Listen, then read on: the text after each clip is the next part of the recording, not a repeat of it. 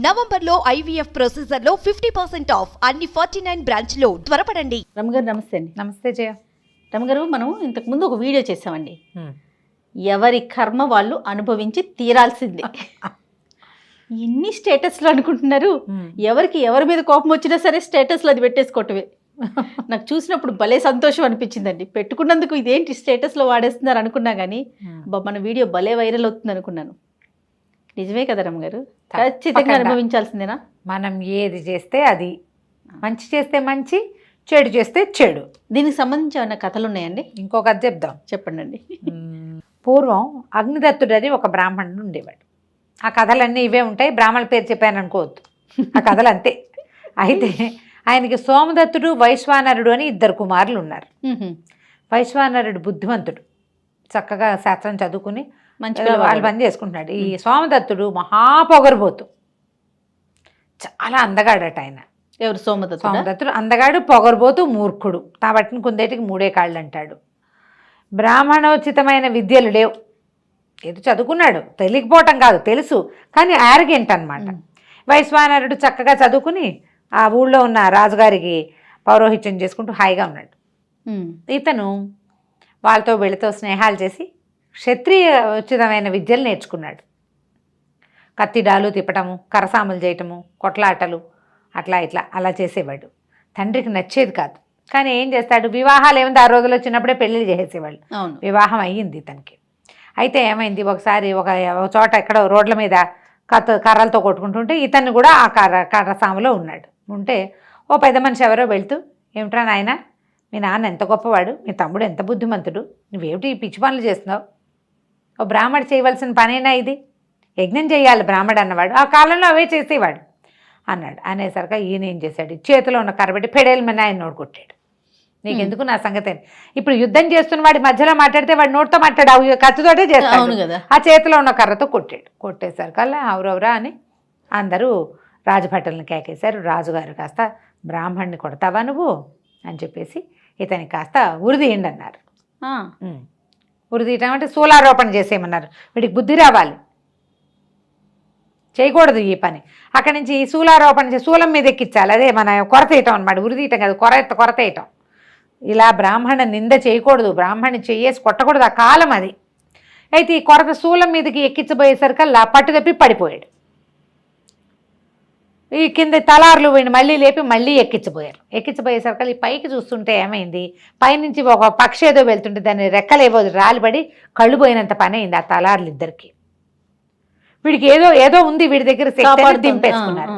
ఈ లోపల ఏమైంది, తండ్రి అన్నయ్యకి ఇట్లాగా చూలదండను వేశారని తెలుసుకున్న ఈ వైశ్వానరుడు రాజుగారి దగ్గర పరిగెత్తుకెళ్ళి, బాబా మా అన్నయ్యని వదిలిపెట్టండి, బుద్ధిగా ఉంటాడు, ఇక నేను బతిమలాడుకుని చెప్పుకుంటానని రాజుని తెగ బతిమలాడాడు. రాజు మహాకోపంగా ఉన్నాడు ఇతని మీద.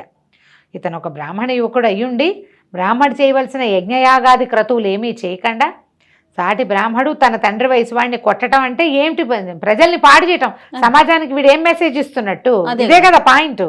ఒకడు తప్పు చేస్తే వాడు మిగిలిన వాళ్ళకి ఇది చెయ్యండి పర్వాలేదు ఊరుకుంటారని రెచ్చిపోతారు కదా. దాంతో చాలా బతిమలాడాడు. సరే రాజుగారు అన్నారు, సరే సూలదండను వద్దు అని శిక్ష క్యాన్సిల్ చేశారు. క్యాన్సిల్ చేస్తే ఈ రాజుగారు అవమానపడిన ఇతను సోమదత్తుడు ఊరు వదిలిపెట్టి వెళ్ళిపోదాం అనుకున్నాడు. అయితే వీళ్ళు ఏమన్నారు, రాజు శాంతపడ్డాడు, ఇక్కడే ఏదైనా చేసుకో, నీకు బ్రాహ్మణ క్రియాకలాపాలు రావు, అవన్నీ నేర్చుకోవాలి చిన్నప్పటి నుంచి. ఏదో 4 ముక్కలు వచ్చు, ముక్కలు వస్తే చాలదు కదా ఈ క్రియలకి, ఇంకేదైనా చేయమంటే సేద్యం చేసుకుందాం అనుకున్నాడు భార్యతోటి. సేద్యం కోసం సరే వెతకటం మొదలుపెట్టాడు. ఒక అడవిలో ఒక చక్కటి పొలం దొరికింది ఇతనికి. దాంట్లో ఒక పెద్ద రావి చెట్టు ఉంది. ఆ రావి చెట్టుని ఆనుకునున్న ఆ పొలాన్ని చూసుకుని రాజుతోటి ఈ వైశ్వానరుడు తన తమ్ముడు ద్వారా రాజును ఒప్పించుకున్నాడు. అక్కడ సేద్యం ఆ రోజుల్లో అలా ఉండేది, ఖాళీగా ఉంటే వీళ్ళ దారిని వీళ్ళు రాజుగారికి చెప్తే ఆ చేసుకో అని చెప్తే చాలు, వీళ్ళ దారిని వీళ్ళు చేసుకోవచ్చు, పట్టాలు పుట్టడం సులువు. అవును. సరే ఇతను ఏం చేశాడు, వారకలు కట్టుకుని అదంతా చక్కగా దున్నుకున్నాడు. అయితే ఈ రావి చెట్టుకి ఉంది కదా, ఆ రావి చెట్టును చూసి, ఈ చెట్టు మీద ఎవడైతే ఈ చెట్టుని మీద ఉన్నాడో అతడికి నేను భక్తుణ్ణి అని చెప్పి చెట్టుకి దండం పెట్టాడు. దండం పెట్టి దున్నుకున్నాడు. దున్నితే బ్రహ్మాండంగా పండింది. పంట కోసే సమయానికి దొంగలు పడ్డారు. దారి దోపిడీగాళ్ళు ఎవరో వచ్చి మొత్తం లాక్కుపోయారు. లబో దిబోమని ఏడ్చింది పెళ్ళాం. అయ్యో ఇంత పోయిందంటే చారెడు గింజలు మిగిలినాయి. ఇతనికి ఏమని అర్థమైందంటే, నేనేం చేశాను, సరైన పని చేశానా? నా తండ్రికి కష్టాన్ని కలిగించా, నా తమ్ముడికి అవమానాన్ని మిగిల్చా, నాకు తగిన శాస్తి. ఇది ఇంత కష్టపడ్డాక ధాన్యం ఎలా పోయింది? ఇప్పుడు నేను పెంచి పెద్దవాడిని చేసిన తండ్రికి మంచి పేరు తేవాల్సిన నేను ఈ పని చేశాను. అవును. తమ్ముడు చక్కగా వృద్ధిలోకి వస్తే వాడు అవమానపడే పరిస్థితిని కల్పించాను. నాకు తగిన శాస్తే అయ్యింది అనిపించింది. దుఃఖపడలా. జరగాల్సింది జరిగింది అంతే. ఇంకేం చేస్తాం? భార్యను ఓదార్చి ఆ మిగిలిన కాసిన గింజలు అన్నీ అక్కడ ఇక్కడ పడిపోయినవన్నీ ఏరుకుని ఆ ధాన్యాన్ని పట్టుకెళ్ళాడు. ఆ రావి చెట్టు దగ్గర మొదట కట్టేటప్పుడే మామూలుగా దేవుడికి ఎట్లా పెడతారు, పొంగళ్ళు పెట్టి ఏవో బలేసి అప్పుడు కదా మొదలు పెడతారు. రావి చెట్టు దగ్గర కూర్చున్నాడు. మళ్ళీ అరకలు కట్టాలిగా, పొలం పని అయిపోయింది, మళ్ళీ కట్టాలి కదా. చెట్టు కింద కూర్చున్నాడు. చెట్టుకేమో ఏదో పట్టుకొచ్చాడు, నైవేద్యం పెట్టడానికి పట్టుకొస్తే ఆ చెట్టు మీద నుంచి ఒక వాక్యం వినపడి, నా భక్తుడిని అన్నావు నువ్వు, నీ ప్రయత్నం చేసినా పోయింది, నువ్వు ఒక పని చెయ్యి, ఇక్కడి నుంచి వెళ్ళిపో. శ్రీకంఠ దేశం అని ఒక దేశం ఉంది, దీనికి ఆనుకున్న అవతలకే. దానికి ఆదిత్య ప్రభు అనే రాజు ఉన్నాడు. అక్కడికి వెళ్ళు, నేను నీకు ఒక సంధ్యాగ్ని మంత్రాన్ని ఉపదేశిస్తాను. ఈ మంత్రాన్ని నేర్చుకో, ఫలభూతి అని పెట్టుకో నీ పేరు. సోమదత్తుడు కాదు, ఇంకా నువ్వు ఫలభూతి అని పేరు పెట్టుకో. ఆ పేరుతోటి సంధ్యాగ్ని మంత్రాన్ని పఠించు. మంచి చేసిన వాడికి మంచే కలుగుతుంది, చెడు చేసిన వాడికి చెడు దొరుకుతుంది అన్న ఈ వాక్యాలు వల్లించు. ఇదే నీ వాక్యం. ఏమనాలి దాన్ని? కొటేషన్. ఇదే నీ యొక్క సిగ్నేచర్. సంధ్యాగ్ని మంత్రాన్ని నేర్చుకో. నేను ఒక యక్షుణ్ణి, నువ్వు నాకు భక్తుడిని అన్నావు, నేను నీకు సహాయం చేస్తున్నాను. నాకు ఇక్కడ ఎవరు దండం పెట్టిన వాడు లేడు, పొంగల్ పెట్టిన వాడు లేడు, నువ్వు దండం పెట్టి పొంగల్ పెట్టావు కాబట్టి నీకు ఈ అవకాశం ఇస్తున్నానని చెప్పాడు. చెప్పి సంధ్యాగ్ని మంత్రాన్ని ఉపదేశించాడు. దానికి పెద్ద మంత్రాలు తంత్రాలు ఏం రావు, బ్రాహ్మణ పుట్ట పుట్టినా కూడా చేత కాదు, క్షత్రీకర్మ చేసేవాడు కదా. దాంతో సంధ్యాగ్ని మంత్రాన్ని నేర్చుకున్నాడు. భార్యను తీసుకుని ఆ శ్రీకంఠ దేశానికి వెళ్ళిపోయాడు. వెళ్ళిపోతే ఆ రాజుగారి వాకిట్లో నిలబడి పెద్ద కంఠంతో సాయంకాల పేట సంధ్యాగ్ని మంత్రం అనేది ప్రత్యేక మంత్రం. అది సాయంకాలాలు చదివితే రాజుకి విశేషమైన ఫలితం లభిస్తుంది. అది చదివి తర్వాత నా పేరు ఫలభూతి, మంచి చేసిన వాడికి మంచి దొరుకుతుంది, చెడు చేసిన వాడికి చెడు జరుగుతుంది అని పెద్ద కంఠంతో చెప్పాడు. అందరూ విన్నారు. రాజుగారు ఆశ్చర్యపోయారు. ఎవరో వాకిట్లో నుంచొని సంధ్యాగ్ని మంత్ర పఠనం చేస్తున్నారు, రాజుకు మంచి జరగాలని చేసేది కాబట్టి ఆయన బయటకు వచ్చి చూశాడు. ఎవరండి మీరంటే ఫలభూతి అని. రాజా ఆశీర్వదించడం కూడా మంచి చేస్తే మంచిది లభిస్తుంది, చెడు చేస్తే చెడు లభిస్తుంది, ఆల్ ఈజ్ వెల్ లాగా చెప్పాడు. రాజు సంతోషించాడు. మరి ఏ ఊరు ఏమిటి కనుక్కున్నాడు. నేను ఆశ్రయించి వచ్చాను, నా పేరు ఫలభూతి అంటే రాజు తనతో ఉంచుకున్నాడు. అక్కడి నుంచి ఇల్లు వాకిలి ఏర్పరిచాడు. భార్యతో సహా వచ్చాడు కదా, ఇల్లు వాకిలి ఇంకా అక్కడ సెటిల్ అయిపోయి రాజుతో మంచి మాట్లాడుతూ సహాయకారుగా ఉండేవాడు. బ్రాహ్మణుడు ఇతను అందగాడని మొదటే చెప్పుకున్నాం కదా, స్ఫురద్రూపి. సంధ్యాగ్ని మంత్రం వచ్చు, రోజు సాయంకాలం పఠించేవాడు. అది రాజ్యానికి రాజుకి ఏ ప్రదేశంలో చదివితే ఆ ప్రదేశానికి మంచిది. మంచి చేసిన వాళ్ళకి మంచి లభిస్తుంది, చెడు చేసిన వాళ్ళకి చెడు లభిస్తుంది అనేవాడు. ఎవరైనా దండం పెట్టి నమస్కార సమయంగానే ఆయుష్మాన్ భవ అనేవాడు కాదు. మంచి చేస్తే మంచి లభిస్తుంది, చెడు చేస్తే చెడు లభిస్తుంది. ఈ సిగ్నేచర్ సెంటెన్స్ తోటి చాలా కాలం అక్కడ ఉండిపోయాడు. ఉన్నాడు రాజు దగ్గర, హాయిగా ఉన్నాడు. రాజు ఆయన చెప్పాడు, యక్షుడు నీ జీవితం హాయిగా గడిచిపోతుంది, వాక్యాలు వదలద్దు అని చెప్పాడు. జీవితం ఇప్పుడు హాయిగానే ఉంది. అయితే ఒకనాడు ఏమైంది, రాజుగారు ఈ ఆదిత్య ప్రభువు ఏం చేశాడు, ఆయనకి కువలయావళి ఆయన భార్య పేరు చూడు ఎంత బాగుంది కదా. అయితే ఆయన ఒకరోజు వేటకని బయలుదేరాడు. వెళ్ళాడు కానీ పూర్తిగా వెళ్ళాల. సడన్గా వెనక్కి వచ్చేసాడు. మానేసి వెనక్కి వచ్చేసి అంతఃపురంలోకి వెళ్ళబోయాడు. అంతఃపురం బయట నుంచున్న కాపలా వాడు కంగారు పడ్డాడు. ఈయన చూసి ఈయన వస్తాడు అనుకోలే. వాడు తత్తరపడుతుంటే ఆయనకు అర్థం కాలే, ఏమిటి ఎందుకు వీడు తత్తరపడుతున్నాడని. లోపలికి వెళ్తే పెద్ద పెద్ద ఎర్రటి రంగుతోటి ముగ్గులు. భార్య కువలయావళి పెద్ద భైరవ విగ్రహం పెట్టి మాంసము రక్తము 2 పాత్రల నిండా పెట్టి మానవ మాంసం వివస్త్రగా కూర్చుని పూజ చేస్తుంది. ఆయన ఆశ్చర్యపోయాడు, కంగారు పడ్డాడు, ఏం జరుగుతుంది ఇక్కడ. ఆ రాజును చూడగానే గబుక్కుని ఈవిడ వస్త్రం వేసేసుకుంది ఒంటి మీద. ఆవిడ ఏం చెప్పిందంటే, ఎప్పటి నుంచో నేను డాకిని సేవ చేస్తాను. ఇదేంటంటే భైరవ పూజ, ప్రత్యేకమైన పూజలు. ఆ కాలంలో ఈ కథలు మనకి కథాచరిత్సాగరంలో ఈ డాకిని సేవ విపరీతంగా చూపిస్తారు. దానికి ఏంటంటే ఇలా వివస్త్రలుగా ఉండి పూజ చేస్తారు. తర్వాత ఏమో మానవ మాంసం నరమాంస నివేదన. ఢాకిని చక్రవర్తులు అయిపోతారు, ప్రతి వాళ్ళు వాళ్ళకి వశం వదులైపోతారు, వాళ్ళు ఏదనుకుంటే అది అయిపోతుంది. నాకు పెళ్లి కాకముందు నుంచి ఉంది. మా నాన్న ఇందులో చాలా ప్రఖ్యాతిగాంచిన వాడు, అందుకనే మాకు అక్కడ సంపదలు ఎక్కువగా ఉన్నాయి. నా పెళ్లి కాకముందు నాకు ఒక కాళరాత్రి అని ఒక గురువుగారు ఉండేది. నా స్నేహితురాళ్ళంతా గాల్లో ఎగిరేవాళ్ళు.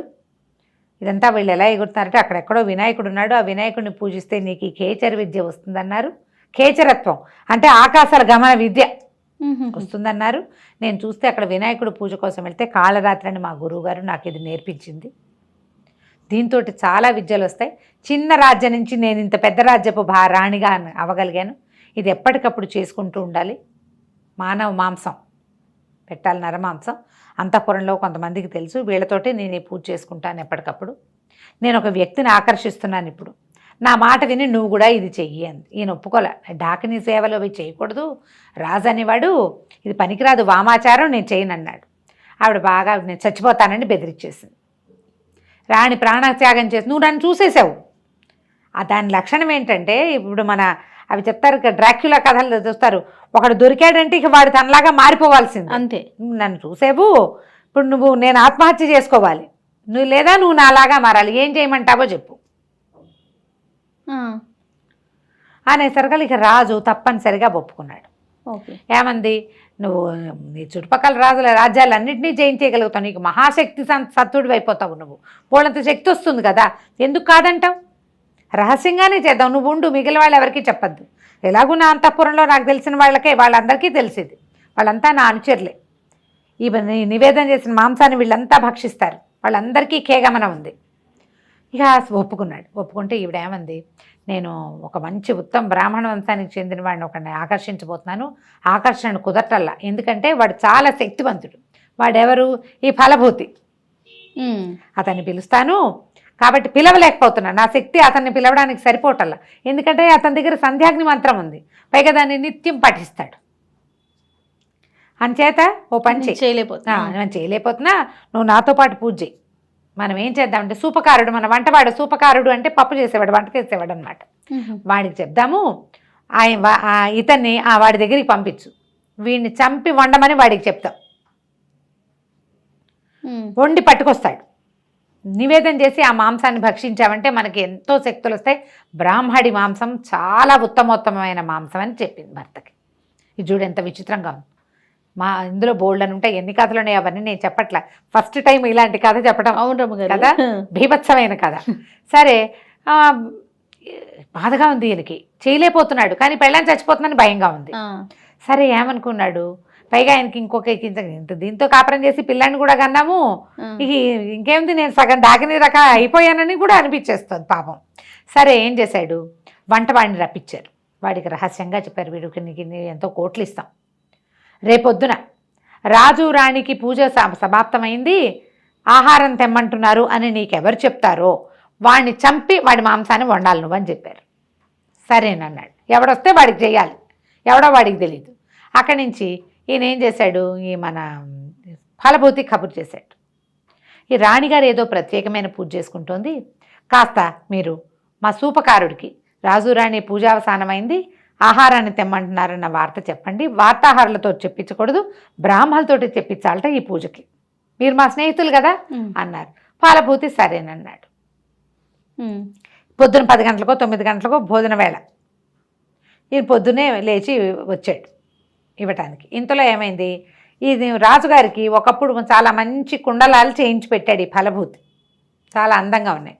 రాజుగారు అబ్బాయి చంద్రప్రభువు ఒక 20 ఏళ్ళు 18 ఏళ్ళ వాడు పొద్దున్నే లేచి ఈ ఫలభూతి దగ్గరకు వచ్చాడు.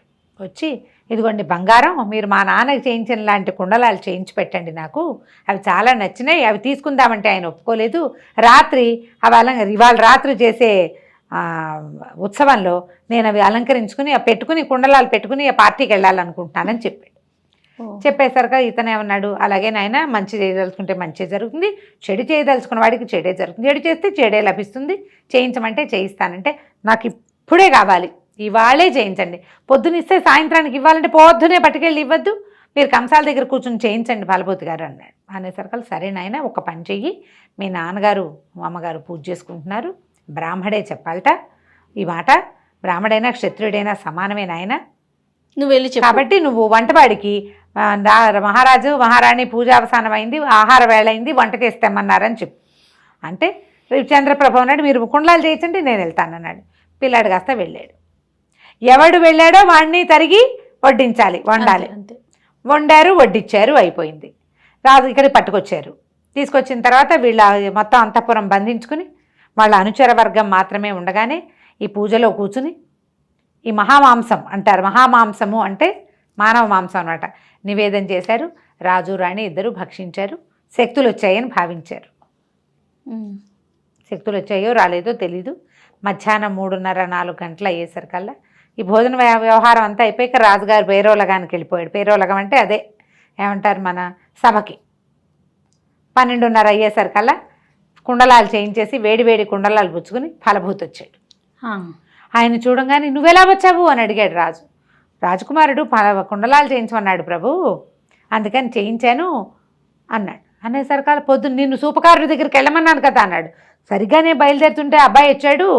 బ్రాహ్మడైతే ఏమిటి క్షత్రియుడైతే ఏమిటని అబ్బాయిని అక్కడికి వెళ్ళమని నేను ఇవి చేయించాను. మంచి చేసిన వాడికి మంచి జరుగుతుంది, చెడు చేసిన వాడికి చెడే జరుగుతుందండి అన్నాడు. ఆనంగానే రాజు విరుచుకు పడిపోయాడు. తను ఏం చేశానో తెలిసిపోయింది. పిచ్చి పిచ్చి కేకలు పెట్టేశాడు. ఆయనకి అంత సడన్గా ఆయనకి ఏమైందో వీళ్ళకి అర్థం కాలే. అరిచి అరిచి పిచ్చిగా కేకలు పెట్టాడు. ఈ లోపల ఈ రాజుగారికి ఏదో అయిపోతుందని మహారాణి కబురు వెళ్ళిపోయింది. ఆవిడ పరిగెత్తుకొచ్చేసరికి దబా దబా కొట్టేశాడు భార్యని. ఆయన నీ వల్ల ఇట్లా పనిచేశాం, నీ పిచ్చితోటి నువ్వు నన్ను చస్తానని బెదిరించి నన్ను ఇంత పని చేయించావు. రాజ్యానికి రాజు కావలసిన కుమారుణ్ణి తరిగి మాంసాన్ని తినేసాం మనం అని చెప్పి కొట్టేశాడు. చీతి పేర్పించుకుని దాంట్లోకి వెళ్ళిపోయారు ఇద్దరు. వాళ్ళ వల్ల ఎలాంటిది జరిగింది? కుమారుడి మాంసభక్షణ చేయవలసి వచ్చింది కదా. దాంతో ఈ ఫలభూతి ఏం చెప్పాడు? చెప్తూనే ఉన్నాడు, మంచి చేయి మంచి లభిస్తుంది, చెడు చేస్తే చెడే లభిస్తుంది, చెడు చేసిన వాడికి తప్పదు అని. వాడు నమ్మాడు. అది అతను నమ్మాడు. ఆ నమ్మిన వాక్యం వీళ్ళ దగ్గర ఇట్లా అయింది. ఇది క్రూరమైన కథ, కానీ ఎలాంటి పని చేసేవాడికైనా అది లభించి తీరుతుంది. రాజైన వాడు ఉచ్చ నీచం ఆలోచించలా, కోసం చేసేసాడు. ఆమె బెదిరించింది అతన్ని. ఆమె చేసి ఉండకూడదు, ఆమెదే తప్పు.